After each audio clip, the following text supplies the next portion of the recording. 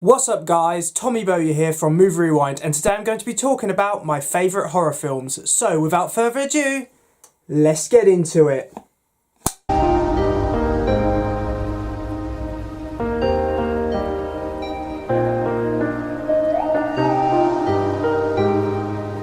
I posted on my YouTube channel in the new year saying that I was going through my horror era, and that is definitely something which is continuing to this very day. I've grown increasingly interested in horror films, and maybe that's because I go to the cinema quite a lot now and I've seen quite a few different horror films, and I have to say, for me, horror is the genre which is the most experimental in the current day. It's always horror films which seem to be trying to do different things, whereas so many other franchises and genres of film are just repeating the same formulas over and over again. And that started to get me to think that I wanted to do a video around horror films, and then it came to me. I had a light bulb moment. I want to talk about my favourite horror films.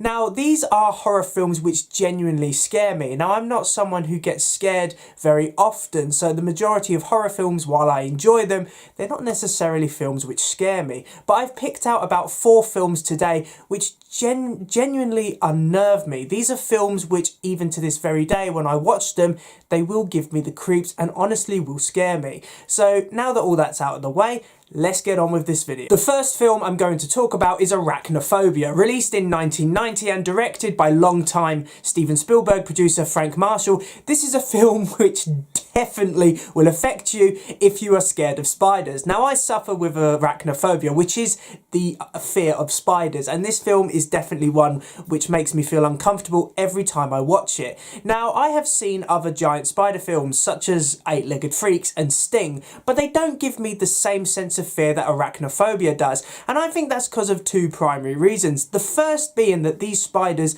are actually real. A lot of the scenes in this film were done with actual spiders, so it feels incredibly realistic. And number 2, these spiders are smaller than some of the giant spider films we've had in the past, and I think that's why it's so scary. These spiders are of normal size and they creep you out, especially if you're scared of spiders. So many times I watch this film, if I get an itch on my arm or leg, I jump out of my skin expecting to see a spider there.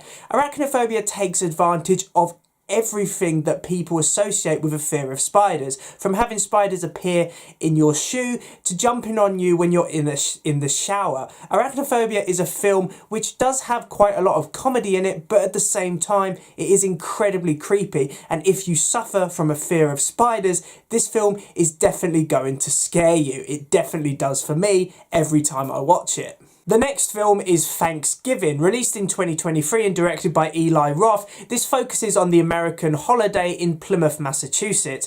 Now, it's fair to say that Thanksgiving is a very atmospheric watch. Now, I have a massive soft spot for slasher films, but a lot of slasher films such as the Friday the 13th films and even the Scream films don't necessarily scare me. While I think they're good films, they don't actually make me jump. That is different with Thanksgiving. This is a very suspenseful slasher film. It has so many great chase scenes in it and suspenseful moments. A lot of the deaths in this are truly gruesome, with the practical effects being used clearly being the highlight.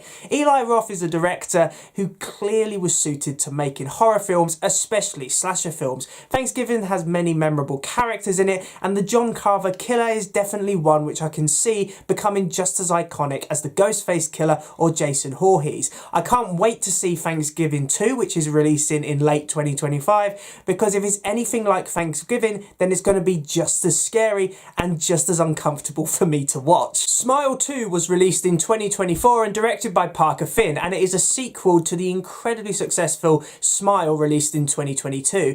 Now, for me, Smile 2 is a lot better than the first film, and that is for just one simple thing: the jump scares.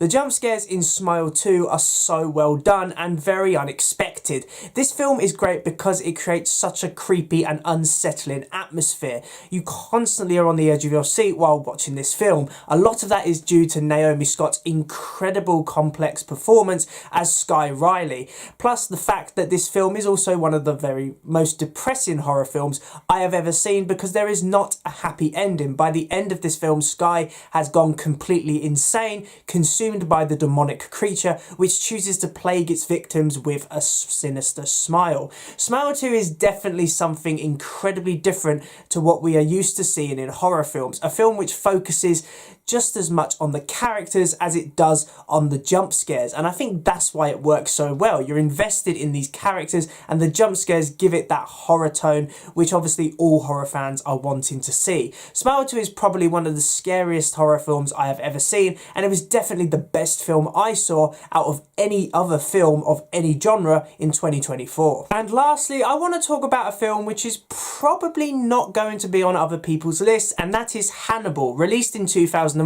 and directed by Ridley Scott. Now, Hannibal is the weakest of the Hannibal Lecter trilogy, with The Silence of the Lambs and Red Dragon both being great films. Hannibal is clearly the weakest one. Saying that though, it is a film which still makes me uncomfortable to this very day. I remember first watching it with my dad when I was about 15, and it just made me feel incredibly uneasy throughout the film. I think that is for a number of reasons. Firstly, Gary Oldman as Mason Verger. This is a character who is absolutely disgusting, a child molester who is incredibly disfigured. His presence throughout this film creates a very sadistic atmosphere and you feel really uncomfortable whenever he's on screen. And secondly, some of the scenes in this film are genuinely horrifying. I'm of course referring to scenes involving the wild boars, and I'm not going to spoil the ending dinner scene in this film, but it is a scene which genuinely makes me feel sick every time I watch it. Horror is subjective. Not every horror film is going to scare every person, but for me, Hannibal is really a film which makes me feel incredibly uncomfortable, and after I've watched it, I don't want to watch it for many, many years because it just makes me feel that ill. I think that's why Hannibal is a horror film which really does stick out in my mind, because I just remember all these horrifying moments and gruesome scenes which really do just make it stand out for me as a great horror film. So thanks for watching, guys. I really do hope that you enjoyed this video. Please remember to like, comment and subscribe in order to receive great and maybe even improved quality content in the future, and feel free to comment down below horror films which you consider your favourite. Obviously, as I've said, horror is subjective. Not every film is going to make someone as scared as others. So, as I said, this video is simply my favourite horror films. I'm not saying these are the scariest films of all time. All I'm saying is that they are horror films which will give me the creeps no matter how many times I watch them. So thank you for watching, and I will see you in another one. See ya!